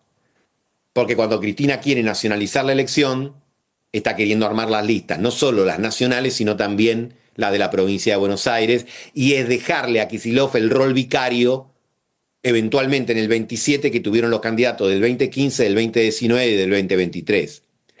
Todavía el peronismo no puede resolver eso que acuñó en el 2018 como una tabla salvadora para volver al poder ejecutivo, que fue con Cristina no alcanza, sin Cristina no se puede, porque eso, a mi criterio, demuestra la verdadera y más profunda crisis del peronismo como un partido de poder. Si el jefe no puede, entonces no es jefe. Y si para poder tiene que nombrar un vicario, genera un quilombo de novela, del cual el peronismo hace años no puede salir. Y a mi criterio eso no se va a resolver en 2025. No a resolver, ni siquiera a comenzar a resolver, salvo que Kicillof tenga un despliegue muy victorioso y tenga que reformularse algo de lo que digo. Excelente. Bueno, le paso la palabra a Cacho, que quería hacer otra pregunta. Después no tengo más nadie anotado, pero... Sí, primero una acotación, Gustavo. A mí el peronismo me pareció una máquina muy flexible. Es decir, tuviste un tipo como Massa que fue ante escribanos a jurar que jamás votarían por Cristina y qué sé yo, y después fueron, cuando los unió la posibilidad de alcanzar el poder, fueron todos juntos. O sea, el peronismo puede dividirse, pero si hay chances de poder, de alcanzar el poder, se te van a juntar. Acordate las cosas que Alberto Fernández decía de Cristina. Es increíble cuando pasaban los spots de las cosas que decía. Bueno, ahí eso se borró ante la chance, ni siquiera ponerse colorado. La pregunta que yo quiero hacer es, hoy realmente tengo amigos ucranianos y realmente uno me mandó un mail así preguntándome si era cierto o era un error lo que había visto. Es decir, esa sumisión que tenemos con Trump, que vemos que Trump está en contra de Ucrania, entonces nosotros también, pues no votamos en contra porque nos da vergüenza, pero nos abstenemos en el voto de Ucrania. Pero después, cuando Milei mete los aranceles al acero y al aluminio, que realmente pegan fuerte, sobre todo en el aluminio, y le preguntan para la Argentina también, y es que creo que Argentina tiene un poco de superávit. O sea, dice por 200 millones de dólares de superávit, ¿eh? Es decir, prácticamente no está concediendo nada. Y me imagino bastante lógico. Él era amigo de Franco Macri. Él era amigo, me consta que Trump era amigo de Franco Macri. Y dice, ya les hice dar un montón de plata a los argentinos. ¿Qué más? Bastante, ya tuvieron bastante. De esa sumisión a Trump puede resultarles en algo, por ahora no les resulta en absolutamente nada. ¿Hasta cuándo van a seguir así? Cacho, dos comentarios. El primero respecto a la plasticidad del peronismo para reunirse. Bueno, el 2019 demostró que reunirse sin el propósito de operar sobre la realidad y con una jefatura para cambiar, empeoró las cosas, no las mejoró. Y eso generó, a mi criterio, un daño en la marca del peronismo, porque el peronismo era el partido poderista por excepción de la Argentina. Y la experiencia del 19 al 23, más allá del triste papel de Alberto Fernández, dañó la marca del peronismo. Punto número uno. Punto número dos, respecto a la posición de Estados Unidos, permítanme una anécdota personal que siempre tengo que jurar que es cierta porque ni yo me la creo. En la Cumbre de las Américas yo cené con Bush. Yo le cuento así. Bush era, bueno, todos sabemos, vino, fue bastante maltratado. Yo en ese momento trabajaba, era un asesor de el entonces vicepresidente Daniel Scioli, que igual que Bush en esa cumbre estuvo castigado. Entonces cuando se armó la mesa para un espectáculo bastante de poca calidad que había en el Hotel Provincial el sábado de la noche previo al cierre de la Cumbre de las Américas, había que llenar la mesa con Bush. Así que lo mandaron a Daniel y no teníamos para completar, y me senté yo y otro asesor de Daniel y quedó todavía una silla vacía. Me acuerdo que en medio del espectáculo me llama mi mujer y yo le digo, estoy cenando con Bush, y pensó que le estaba haciendo un chiste, que no podía ser de otra manera. ¿Por qué traigo a colación esto? Tenemos un problema realmente. El kirchnerismo desaprovechó una oportunidad extraordinaria, y probablemente otros presidentes de la ola rosa de esa década, con una posición de un enfrentamiento infantil respecto de los Estados Unidos. Alca al carajo, ¿se acuerdan? Alca al carajo. El antípoda de esa posición es Milei suscribiendo todas, digamos, si Trump se va de la Organización Mundial de la Salud, nos vamos.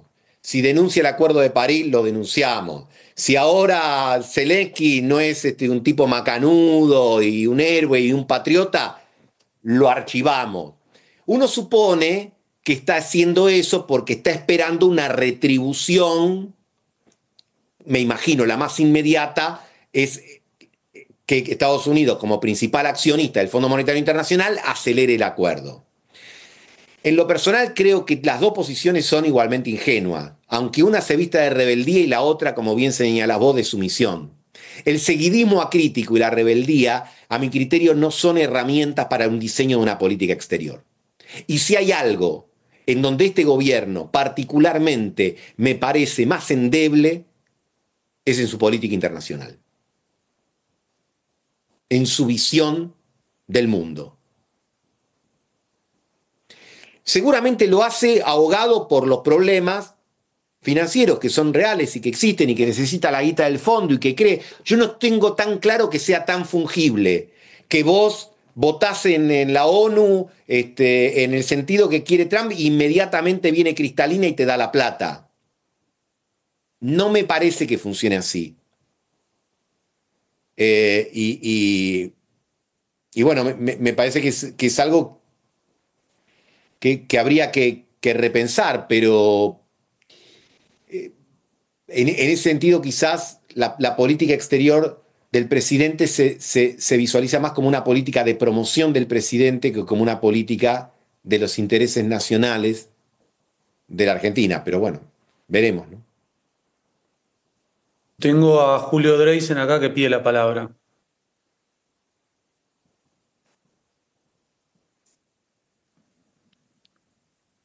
Julio. Estás muteado, Julio.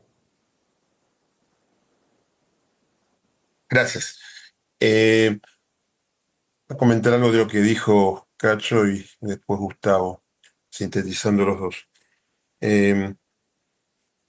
Respecto al vínculo con Trump, yo tengo la sensación que esta nueva derecha, que ha traído muchas nuevas cuestiones a nivel político y también a nivel de política internacional,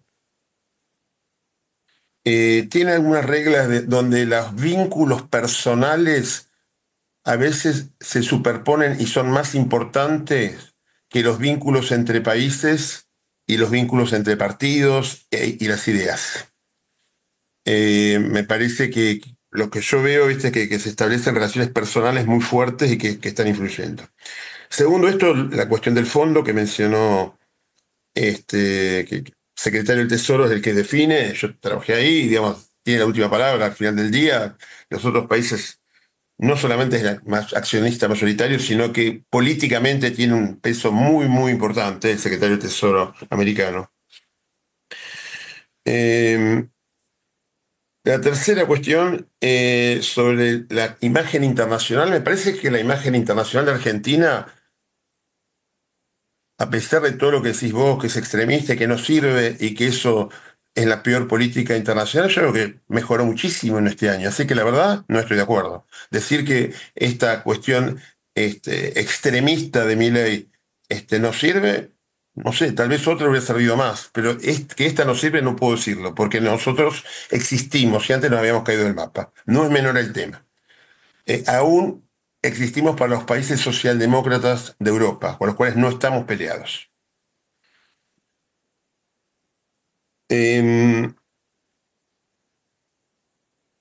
Otra cuestión es, se mencionó el tema del juicio político también, recién estaban hablando, eventual juicio político.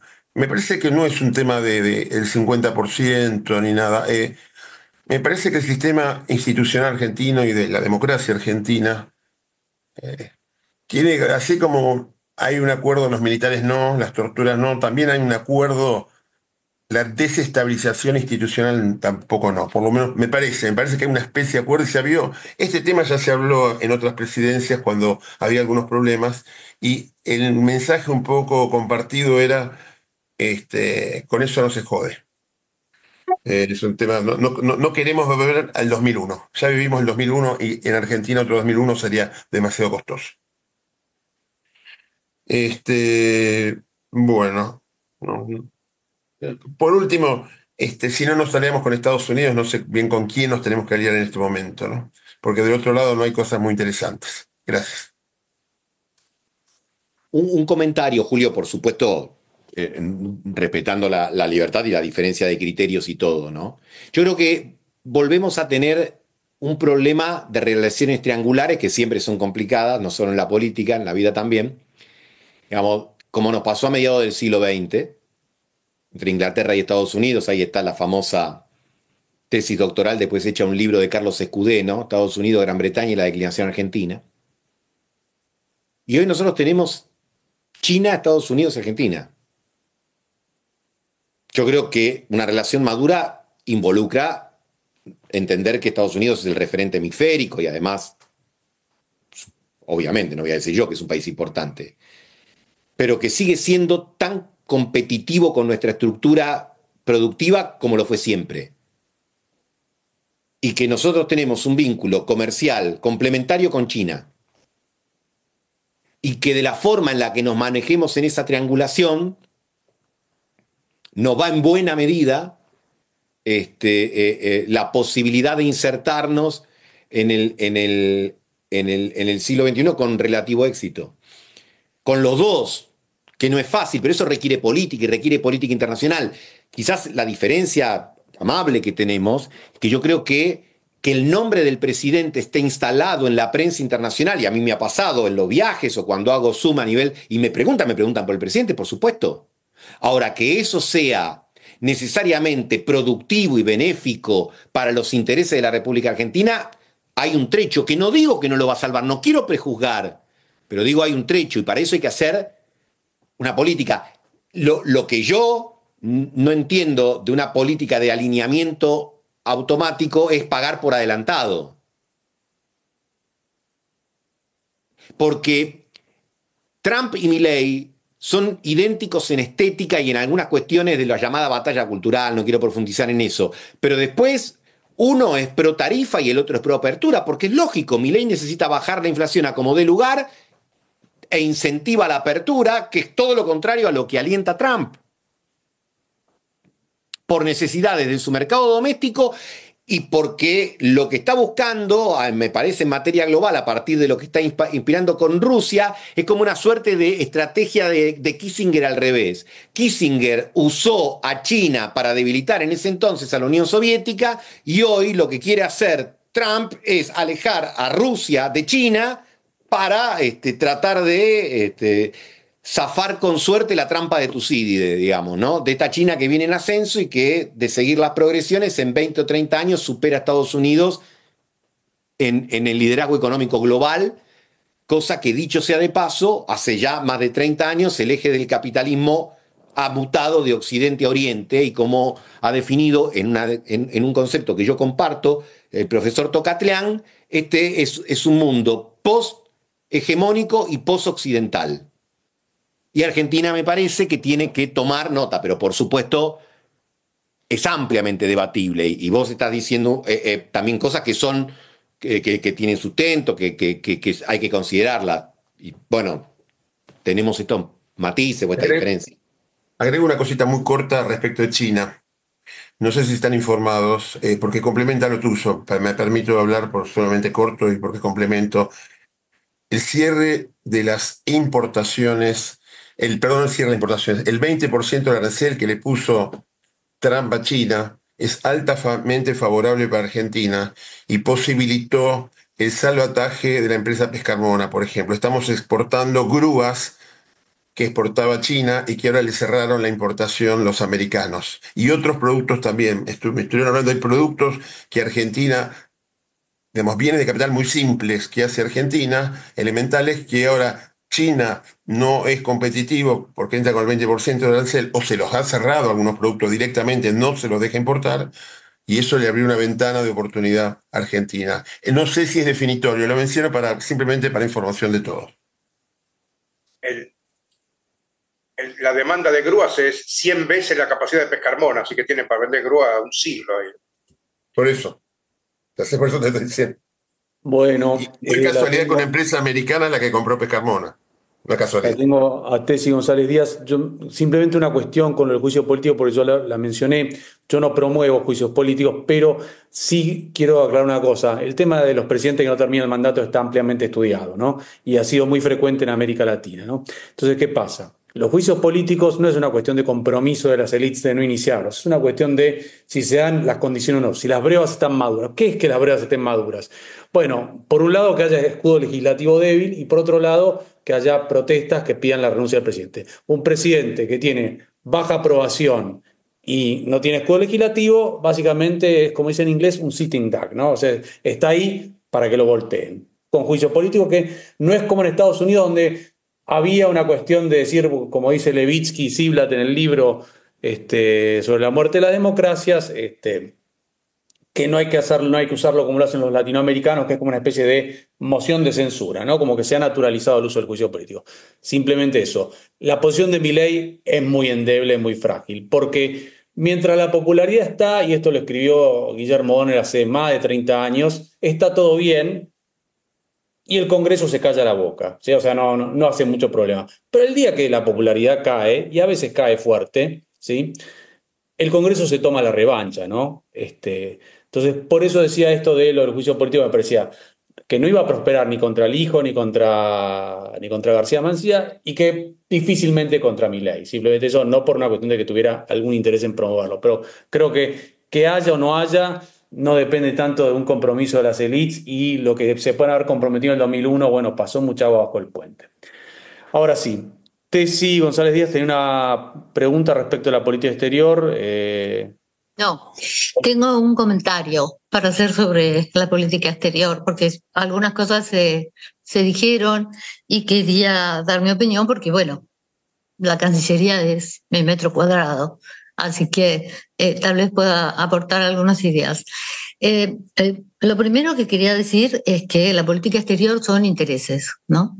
Nosotros obviamente no vamos a hablar del pasado, pero veníamos del espanto, veníamos de Timerman y de todo lo que vino después, el control de la Cámpora y después Solá, el Cafiero, qué sé yo, nada, un espanto. Y con un gobierno que no tenía presencia y aparte estaba jugado con los actores equivocados. Listo. A partir de ahí, cualquiera que se hubiera parado en la Argentina con un traje de payaso lo hubieran mirado y hubieran dicho, ¿y qué tendrá para decir esta persona después de esos años de no solo de nada, sino de errores incomprensibles, el memorándum de Irán, o sea, peor no podíamos estar en el mundo. Dicho esto, la presencia de Milei definitivamente despierta un interés, pero hasta el momento no despierta nada más que interés. Ha hecho grandes manifestaciones que perjudican seriamente la imagen de la República, como fue todo Davos. Terrible. No nos dejan de llegar preguntas de diplomáticos extranjeros para preguntarnos qué está pasando en Argentina con lo que dijo tu presidente en Davos. Con respecto a lo de Zelensky, bueno, a ver, yo creo que fue una actuación que haya venido Zelensky aquí y apoyarlo, que no está dentro de una política exterior pensada. Era un poco como, bueno, Zelensky ahora que es víctima, bueno, y entonces que venga. Todo muy, muy improvisado, y ahora lo del voto. Bueno, pues la verdad es un lugar más razonable para Argentina que traerlo a Zelensky en botas. Lo que quiero decir, más allá de esta forma de decirlo tal vez un tanto lúdica, es que este gobierno no tiene política exterior, ninguna. Llevarse bien con un presidente o no llevarse bien con un presidente no tiene consecuencias en la política exterior. Puede ayudar en algo, qué sé yo, Trump a Macri le dio el crédito, ayudó con el crédito, que hay una cosa puntual, pero digamos, no define en última instancia. Las relaciones personales. Es mejor no pelearse, ¿no? Lo que está haciendo Milei con Lula es un papelón histórico para la Argentina. Y sin motivos. Nadie en el mundo entiende por qué el presidente argentino insulta al presidente de Brasil, lo cual también genera una gran inestabilidad en la imagen de Milei, como diciendo, pero ¿cómo que se pelea con Lula? Sí, ¿por qué se pelea con Lula? Si nadie se pelea con Lula, ¿no? Y por último, digamos, en síntesis, ninguna política exterior. Es todo, más o menos vamos viendo. China hoy no me gusta, pero mañana, los números con China, el comercio, dale, vamos. Bueno, entonces recapacité y dale con China. O sea, nada, ¿no? Tampoco es una cuestión ni siquiera tan ideológica. Yo dudo de que haya una ideología fuerte. Creo que simplemente hay una falta de profunda cultura en lo que respecta a las relaciones internacionales.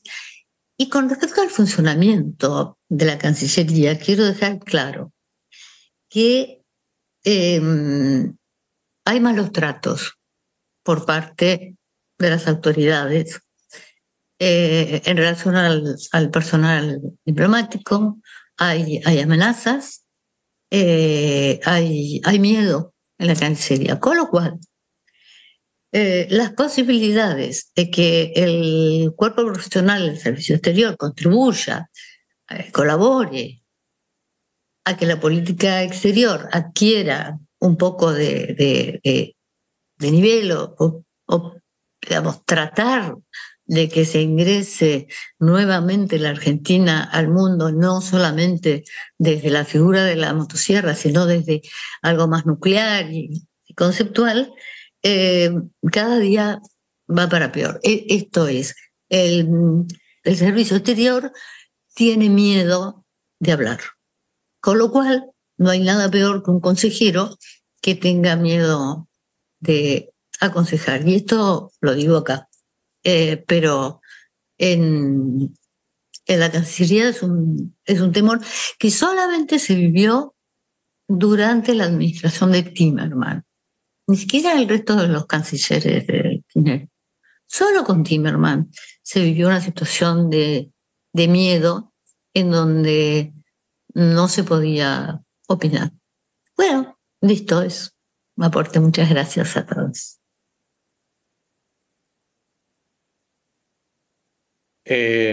Acá tengo una pregunta de Julio Dreisen que dice para Gustavo y para Tesi, que es que ¿por qué Brasil votó en contra de la resolución como Argentina y Estados Unidos? Argentina no votó en contra, Argentina se abstuvo en la resolución sobre Ucrania y Rusia. Y después lo tengo a Mazorín anotado para que pide la palabra, así que no sé si alguien tiene una respuesta sobre lo de Argentina y Brasil. Le paso a Tesi, que puede estar más interiorizada que yo respecto al voto de Brasil. Yo no tengo una respuesta para poder aportar así claridad.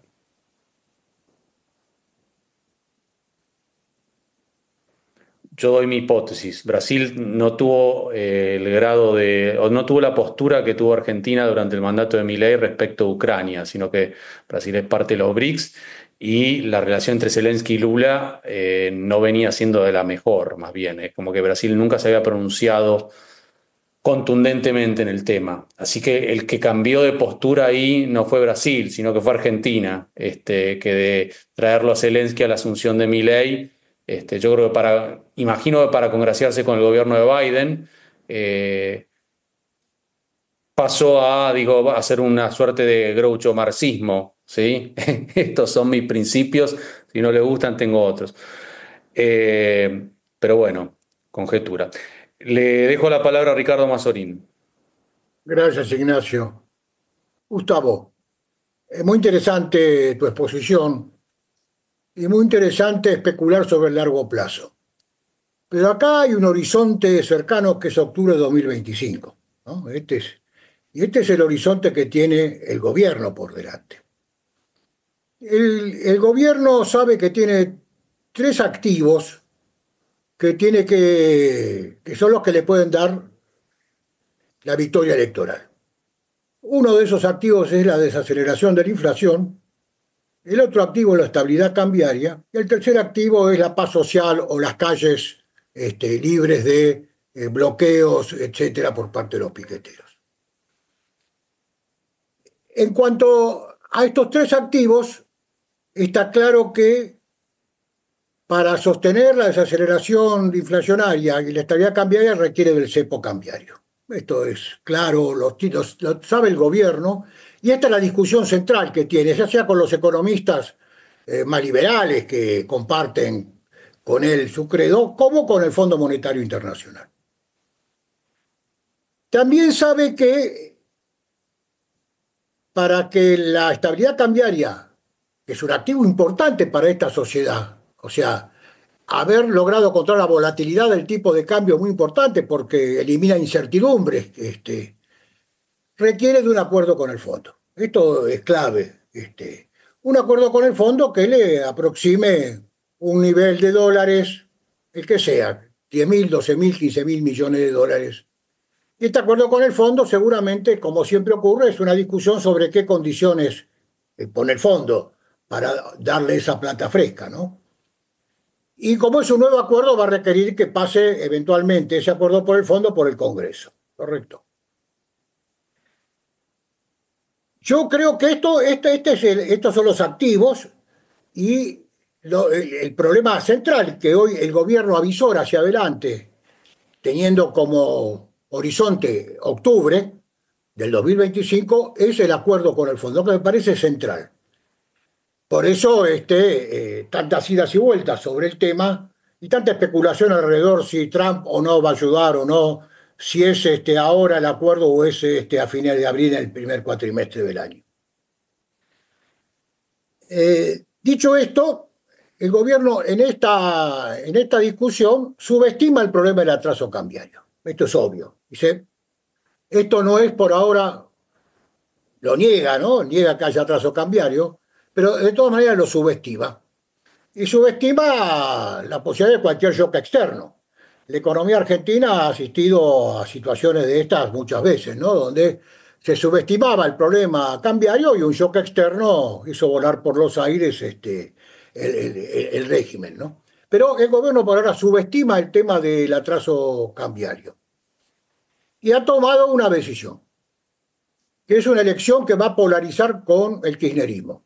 Por lo menos esta es la visión que yo tengo, y por eso Ficha Limpia ha corrido la suerte que ha corrido hasta ahora, ¿no? Se ha dilatado a través de diversos mecanismos, pero la quiere a Cristina como contendiente en la próxima elección. Y acá esto es una pregunta que te hago, Gustavo. Es claro que si estos tres activos que el gobierno muestra como su fortaleza no se deterioran, tiene chances de ganar una legislatura a nivel nacional. No digo que cambie radicalmente las posiciones dentro del Parlamento, pero puede tener un triunfo significativo. Pero ahí se plantea un interrogante, que es la provincia de Buenos Aires. Vos podés ganar, obviamente, a nivel nacional y no ganar en la provincia de Buenos Aires. Va a depender de la dinámica del peronismo, de la dinámica que imprima las posibles alianzas o no entre el PRO y la Libertad Avanza en la provincia de Buenos Aires, etc. Pero ¿cuáles serían, en tu visión, las consecuencias de un triunfo electoral legislativo a nivel nacional y una derrota legislativa a nivel nacional en la provincia de Buenos Aires? Desde el punto de vista de la percepción subjetiva que tienen, la variable que vos bien pusiste sobre la mesa, el gobierno no controla, que son los mercados.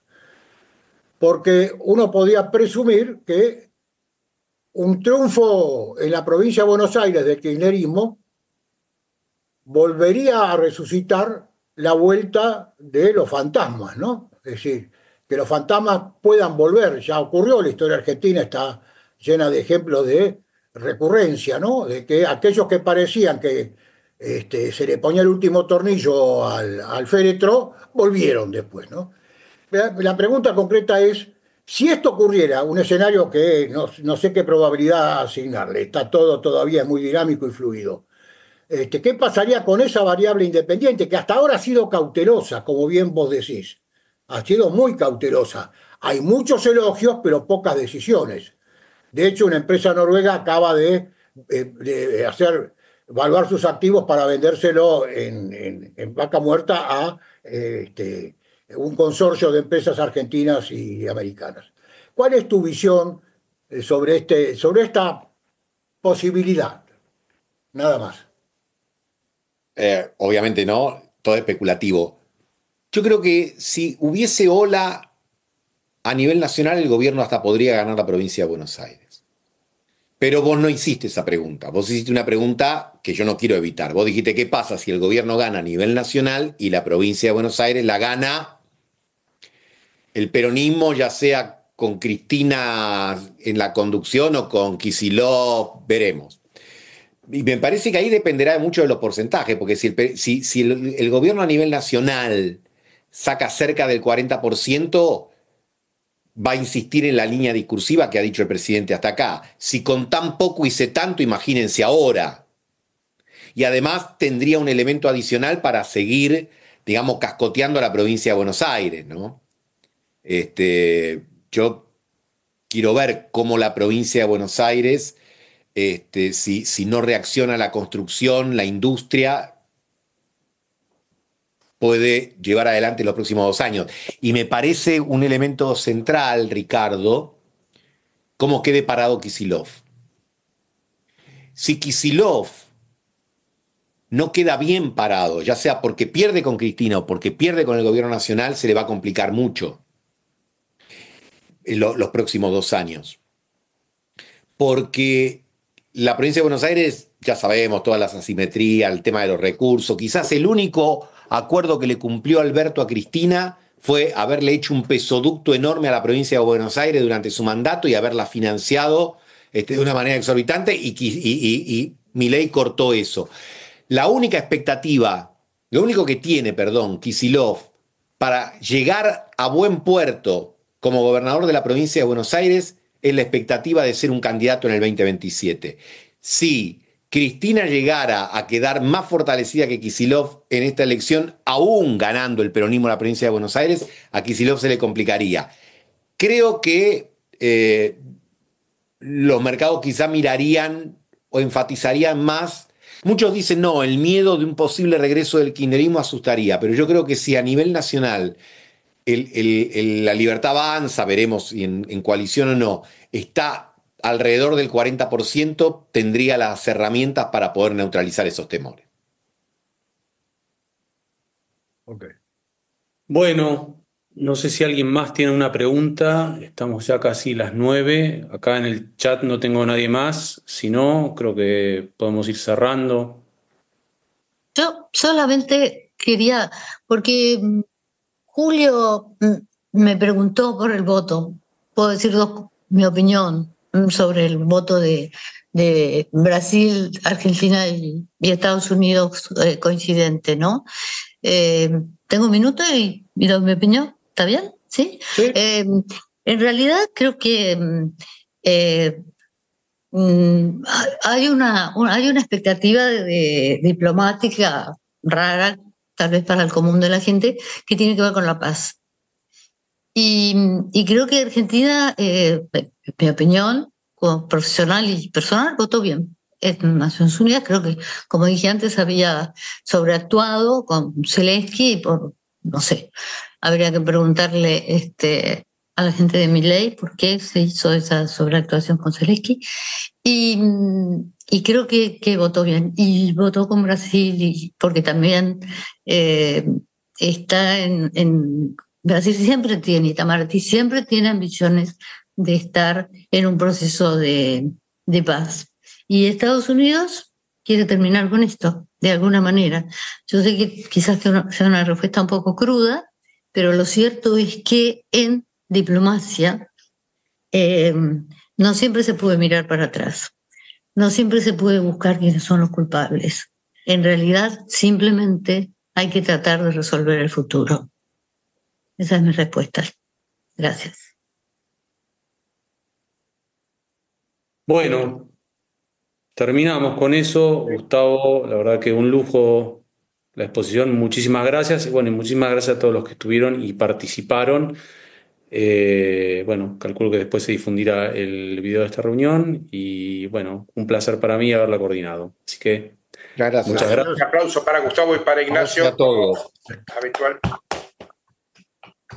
Bueno, nos Muchas vemos. gracias. Buenas noches a todos. Gracias. Muchas Gracias, Hasta la Gustavo. próxima. Gracias. Gracias, chao.